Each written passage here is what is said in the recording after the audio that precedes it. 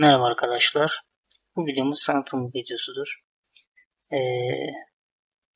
Bir 5 eksen oynatma listesi hazırlamaktayım.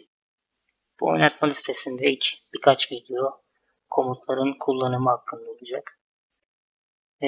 Peşine de bazı özel parçaların programlanması, finish veya semi finish veya cover programlamaların yapılması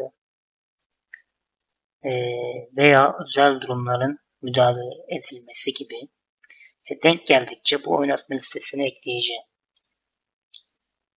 Onun haricinde çeşitli sorunlar olursa bunları da eklemekteyim. Kısacası bu oynatma listesinde multi-axis komutunun hem güncel kullanımı hem de piyasada ne gibi işlerde kullanacağımız hakkında açıklayıcı olan videolar paylaşılacaktır. Beni izlediğiniz için teşekkür ediyorum.